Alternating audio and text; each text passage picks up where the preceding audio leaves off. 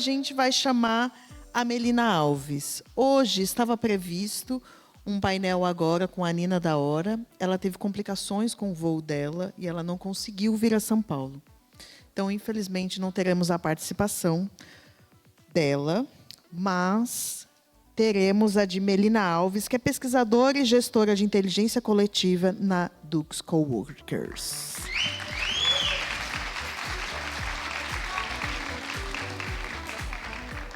Obrigada, tudo bem? Seja bem-vinda. Tudo bem, gente?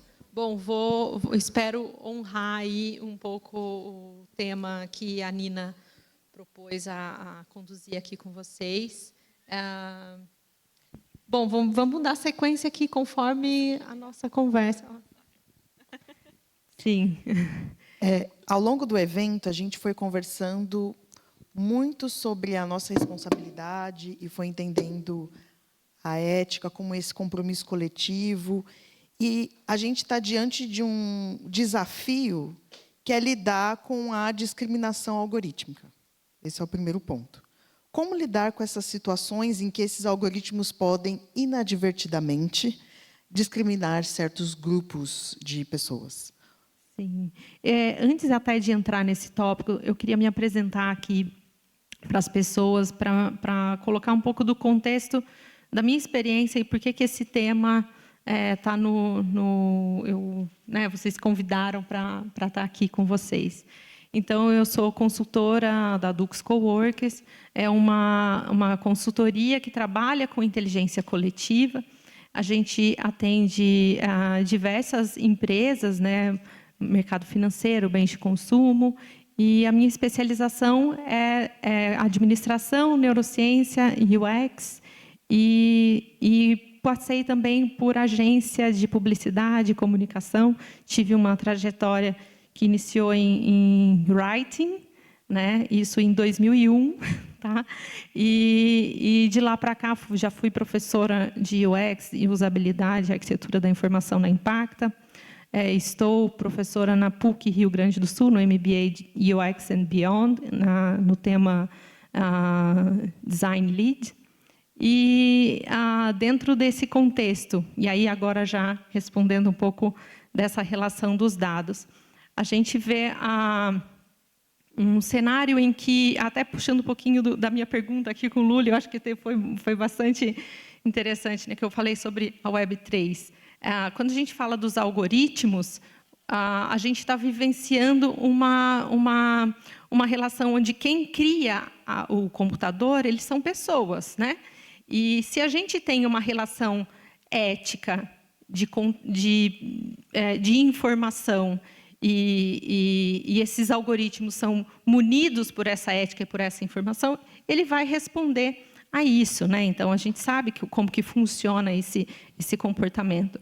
Porém, quando a gente vai para um cenário no caminho onde o mundo dos negócios, né, está direcionando, que é a relação do dado, e ele é menos voltado à interface, à maneira como a gente interage com ela, a gente vê a necessidade de se fazer, eu acho que dessa comunidade que já está mais ambientada com as questões humanas e como elas transitam na interação, eu acho que a gente tem que trazer isso mais para o ambiente da tecnologia e para o ambiente de decisão, porque a gente consegue, de fato, articular um pouco mais para essa transformação dos dados e da maneira como esses algoritmos são treinados, né? A gente vê o design conversacional, né? Começou aí com os bots e na relação de produto, né? Que os bots assumiram muito essa relação, né?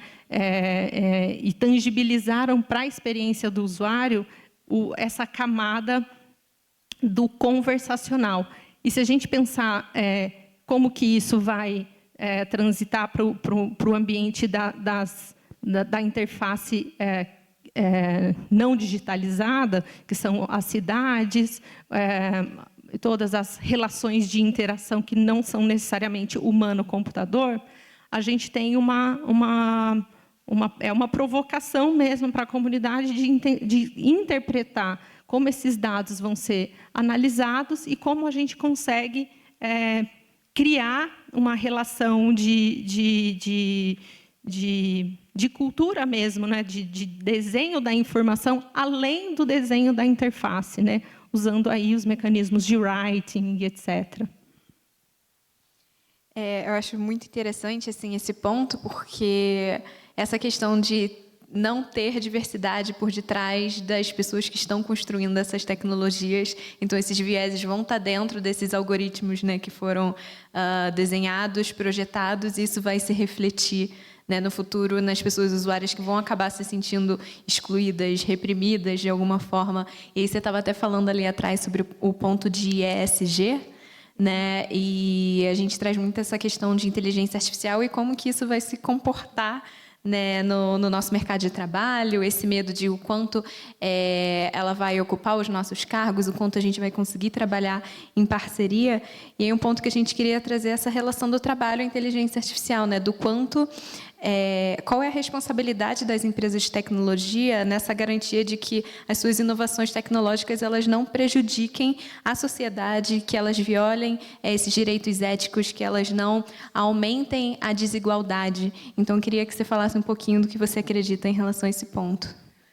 No contexto eu acho que a gente vale puxar um pouco do que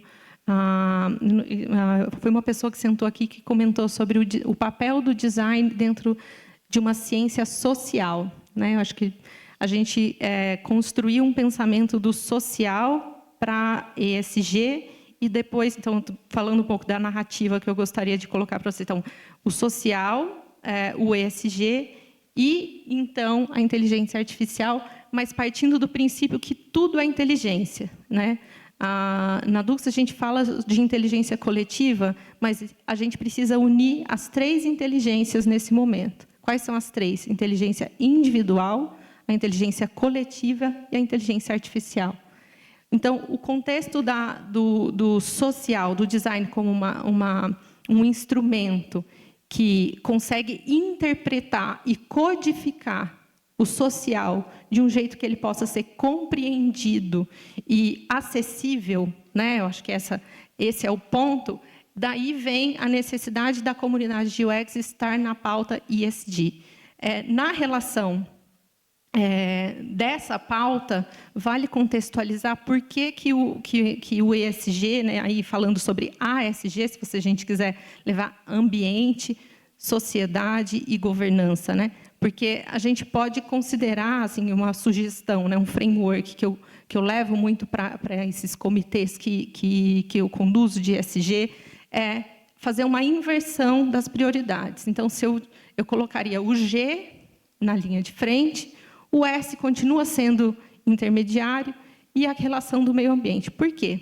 Porque quando a gente entra no assunto dado, a gente entra num assunto anterior ao dado, que é a identidade. A identidade significa como eu sou percebido, como eu sou reconhecido e de que forma eu tenho acesso a coisas, né? E a gente vê que esse dado, né, que a gente pode chamar de informação, são símbolos, são signos. Como que eu decodifico isso para ter acesso a coisas, né?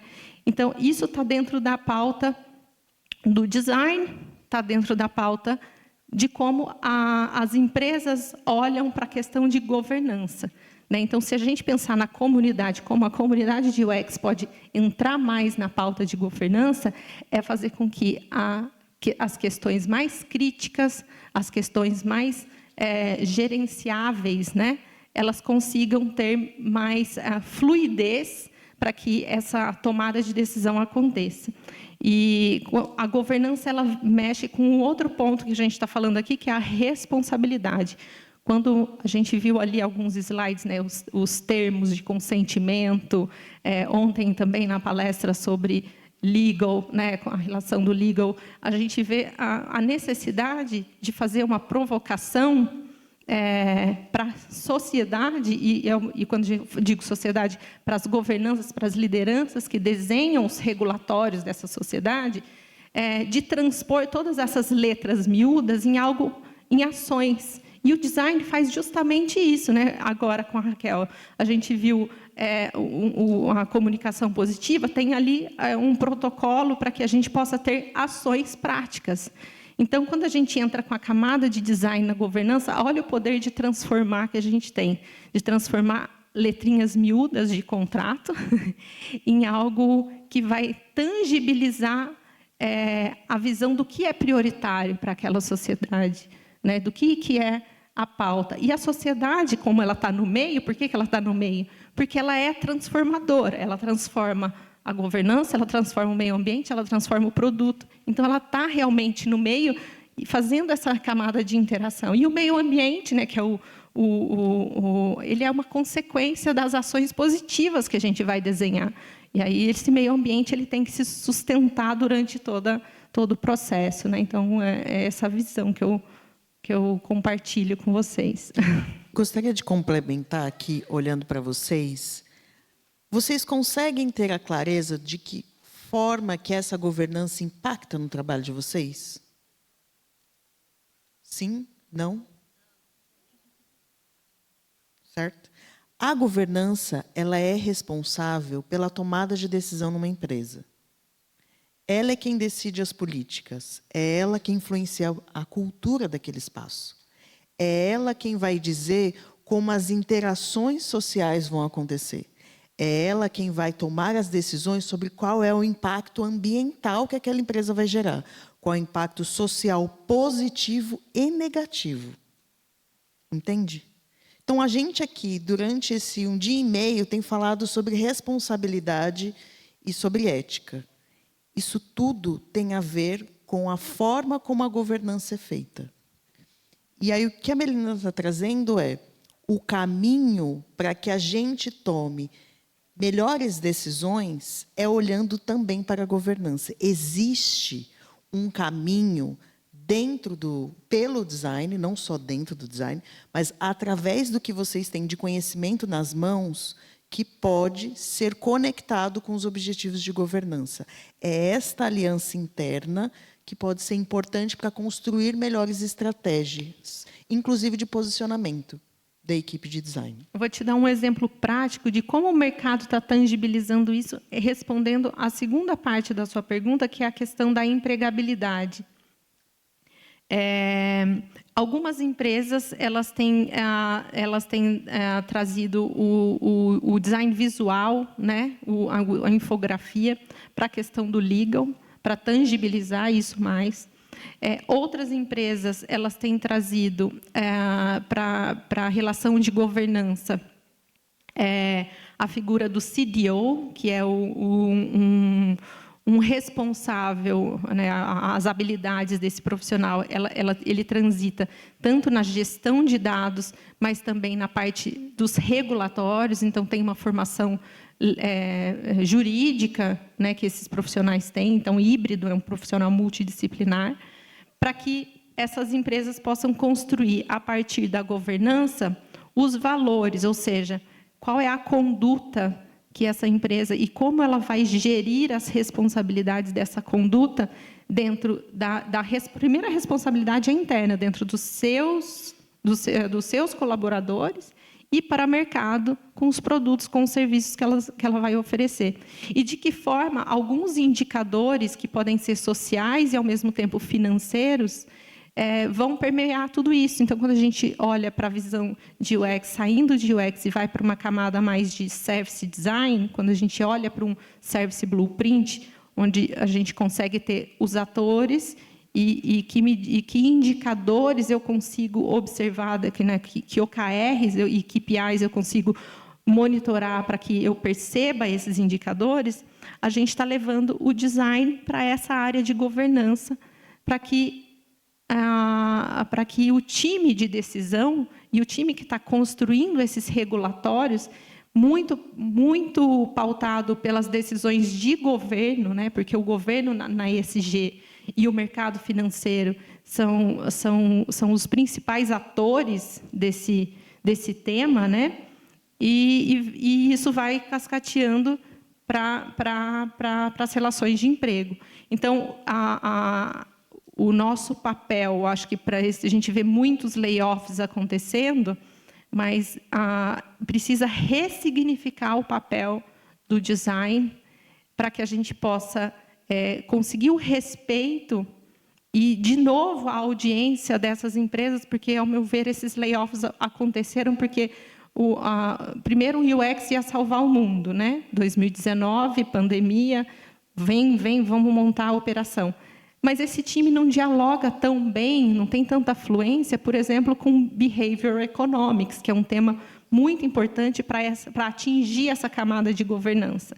Então, eu falo que a economia é o UX do ambiente dos stakeholders, porque a economia olha o comportamento, mas como aquele comportamento gera resultado.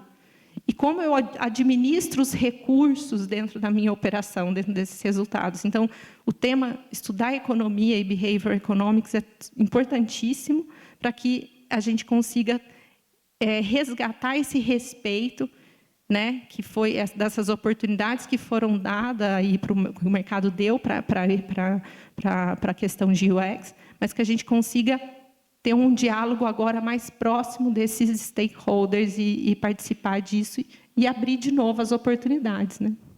Quero fazer um convite para vocês. Quero já convidar vocês para pensar aqui junto com a gente. Depois que vocês ficarem um dia e meio ouvindo, e alguns falando, vamos pensar aqui juntos propostas de como a gente pode exigir maior transparência nas decisões tomadas por algoritmos, especialmente em áreas que são sensíveis, como o financeiro, empréstimo, emprego, justiça, entre outros. O que a gente, como profissional, pode pensar de proposta, chamando para si essa responsa, o que a gente pode fazer, começar a construir do nosso lugar. E aí eu queria convidar quem se sentir à vontade para que contribuir com essa discussão, para a gente já pensar em caminhos. O que você tem visto, Melina? Eu acho que essa responsa ela precisa ser inteligência coletiva. Nós não, eu falo que a gente, como o Lully colocou assim, a gente tem que ser mais pragmático, né? Menos emocional, no sentido de achar que a gente consegue resolver tudo. Essas questões são questões de macroeconomia, essas questões são questões regulatórias, são questões de divisa, de como a gente interpreta a moeda, né? A gente vê o real digital aí caminhando, a gente vê as tecnologias emergentes também numa velocidade muito alta, numa sede de mercado. A gente não vê ainda respostas para o futuro. E a gente vê uma necessidade das empresas em ouvir mais esse futuro, em tentar traduzir esse futuro em ações numa visão estratégica. Então, assim, o chamado vamos chamar para si, mas vamos dividir. Vamos respeitar, inclusive, vamos sair da camada do Deus, do resolvo tudo, e do eu tenho a ferramenta do poder do blueprint, sabe? Eu tenho o Canva. Que, na verdade, a gente tem que exercitar muito mais a escuta e a facilitação, né? Como um instrumento de diagnóstico mesmo, de clarear as informações e entender que a tomada de decisão não cabe a nós. A gente não está dentro das habilidades básicas aí de mercado, enfim, daquele currículo básico. A gente não está nesse ambiente da tomada de decisão, mas a gente pode articular com esses decisores sem querer tomar o lugar do decisor, porque aí vem a comunicação positiva, né? Porque quando a gente quer, a gente tem a gente olha para o outro e aparenta que a gente está querendo tomar o lugar do outro, logo as portas vão se fechar para a gente.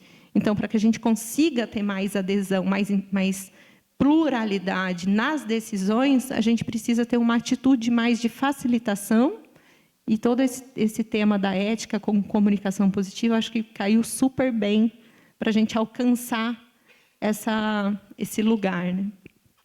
Mulheres. Olá, gente. Sou a Dani, sou designer de serviço. Inclusive, fiz o curso com a PUC ali. E aí, queria contribuir, mas, ao mesmo tempo, trocar um pouco, porque é super difícil estar nessa posição, né? Eu trabalho numa instituição financeira. E, como designer de serviço, a gente tem um papel um pouco cross, no sentido cross-produto, né, gente? Então, quando uma chapter de UX não é suficiente, a gente precisa entrar para entender o impacto que uma ação vai ter em todo o sistema, né?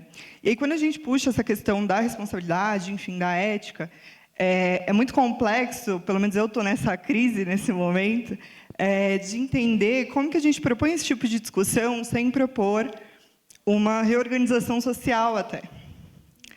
Porque é muito difícil chegar para a responsável da unidade de negócio e dizer, olha, essa ação não faz sentido, né? A gente teve um caso super recente, inclusive, de uma tentativa de cross-selling com empréstimo e previdência. Então, assim, eu estou falando de endividar o meu usuário ao quadrado com produtos que não necessariamente vão resolver a problemática que ele de fato tem, né? Mas o resultado de uma instituição financeira vem disso, de fazer esse tipo de venda, infelizmente. Ou felizmente, enfim, foi a maneira que a gente se construiu, né, de qualquer forma. Então, a reflexão que eu estou, né, é que designer de serviço vai ter que crescer, porque a gente vai ter que propor novos modelos que são transversais e não unitários, né, como a gente trabalha no design de produto, mas, ao mesmo tempo, o quão delicado é esse tema e o quão tem sido difícil para mim buscar esse espaço e até entender se você encontrou caminhos que são um pouco mais, talvez, fáceis de percorrer, não sei se fácil existe, né? Mas que são um pouco mais percorríveis, talvez, para que a gente alcance esse lugar, porque eu não vejo a gente fugir da discussão de uma reorganização social, de uma reorganização de sustentação, de fato, da sociedade como ela é hoje, né, para que a gente consiga defender tanto a ética, quanto o respeito, quanto a responsabilidade, enfim, quanto até os resultados que a gente vem buscando. Eu vou ter uma resposta um pouco mais reflexiva. Você veio com uma pergunta reflexiva, e eu acho que a resposta tem que ser reflexiva nesse caso. Se a gente for pensar a estrutura dos valores da nossa sociedade, ela está em transição, né? A gente percebe isso na relação política, na relação econômica, nas tecnologias. Então, a gente está vivenciando algo diferente, né? Algo novo. A gente não sabe como esse novo vai reagir em questões gerais, não só no design de serviço, não só nas questões dos produtos financeiros, né? Mas em relação à maneira como a gente produz o acesso. O dinheiro ele só é um acesso, né? A gente vive uma sociedade capitalista em que esse opt-in ele é a moeda. Mas essa sociedade está em uma transformação, ela tem vivenciado transformações tão importantes e que, por exemplo, essa permissão, esse acesso que o dinheiro, que a moeda faz, está sendo convertido em outras questões, como, por exemplo, os dados, né? Os dados eles podem permitir você ter acesso, assim como o dinheiro permite você ter acesso. Mas a gente vive uma sociedade que não está conectada nesse celular, nesse gerador de dados, né? E o governo está atento a isso, né? O governo, as empresas estão atentas a isso. Então, a tentativa deles é tentar criar produtos ao máximo para a sociedade anterior, ou seja, para quem tem até 50 e poucos anos, que ainda vai consumir ou vai responder a esses cross-sellings, porque vem uma geração, e vem tecnologias, e vem formas de acesso, de algumas desconstruções sociais ali que estão emergindo, que talvez não aceitem certas possibilidades. Então, se a gente for olhar as empresas com essa visão da empatia, né, que a gente nunca consegue ter, mas, enfim, mas a gente for olhar com a visão mais pragmática no mercado financeiro, na tentativa de conseguir ainda ser financeiro, de conseguir ainda cuidar de dinheiro, porque o dinheiro está se reinventando e talvez ele não possa mais ser quem ele é, então ele está vivendo o último respiro, a última tentativa da última questão que talvez ele possa vivenciar nesse formato.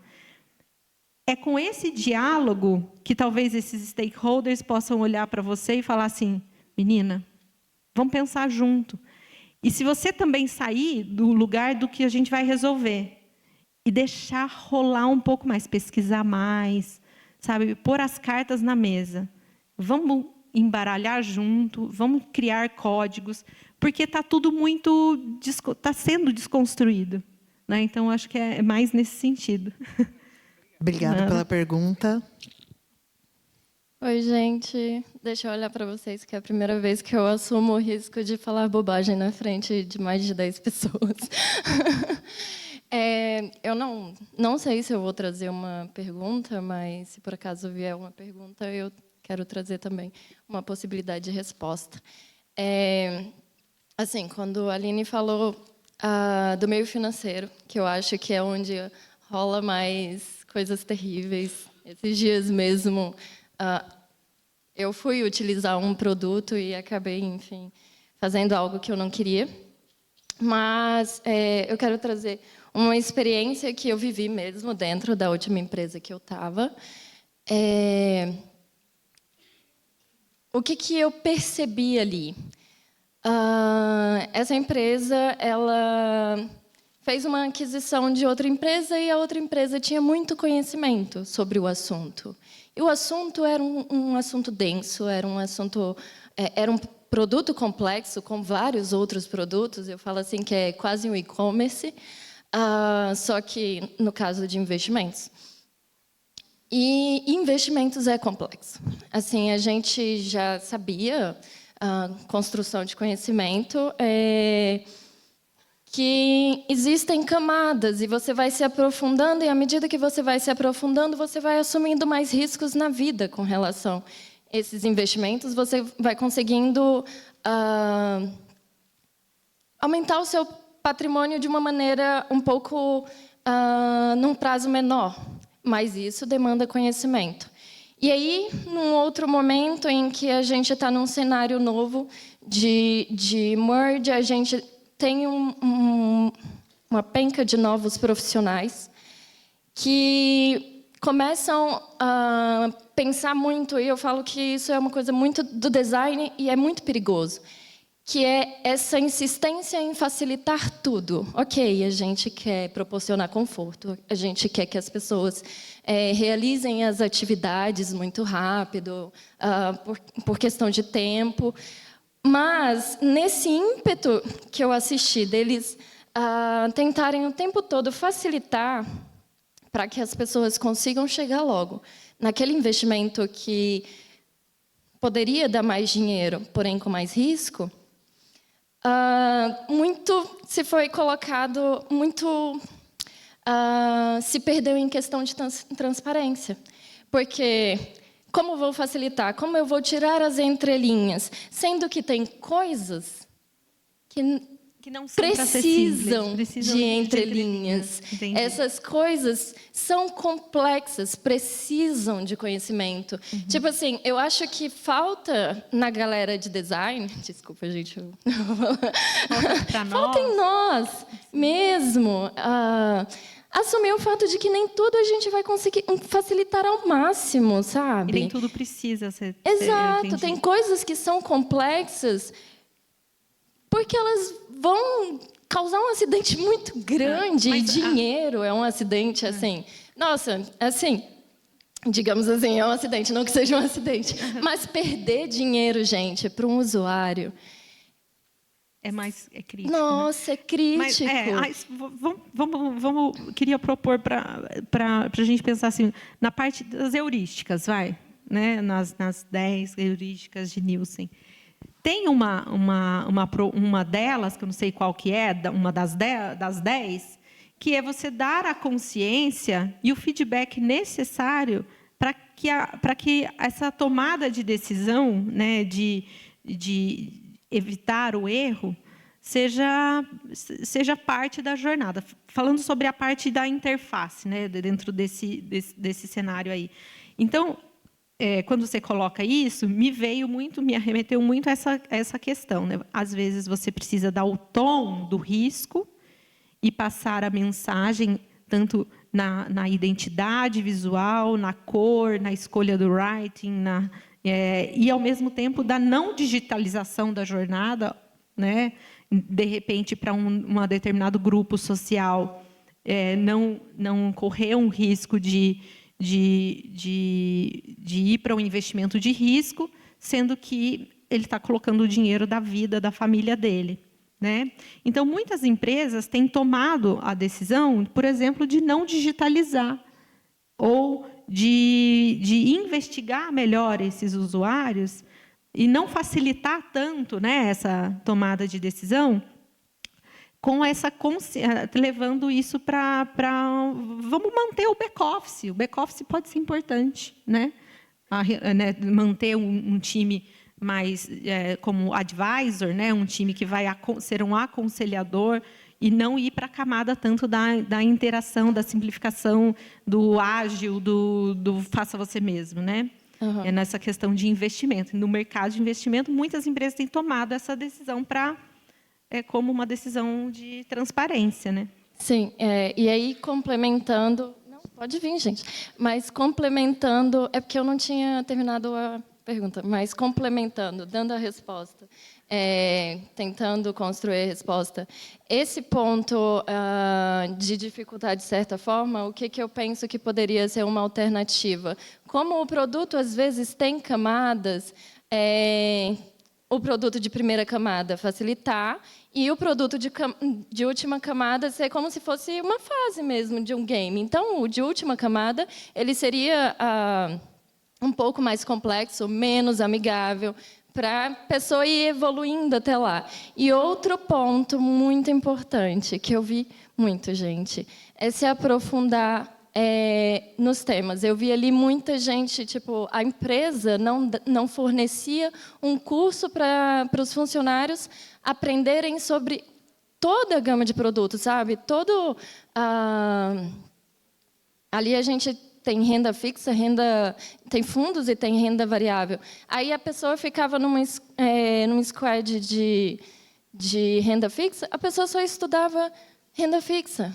Gente, é importante pensar a jornada como um todo. Uma pessoa não vai comprar só uma camisa, ela vai comprar calça, ela vai comprar o sapato. Então, é importante que a gente tenha dentro da gente essa busca pelo conhecimento em todas as camadas do produto, e não só daquele produto que a gente está trabalhando dentro do nosso time, entendeu? Eram essas as minhas alternativas possíveis. Obrigada pela contribuição. Oi, gente. Eu sou a Aline. Xará. Xará. Tem a honra de encerrar este painel com uma Pois pessoa com meu você viu nome uma bonito. dupla ali, Aline. Gente, isso é muito legal, eu tenho certeza.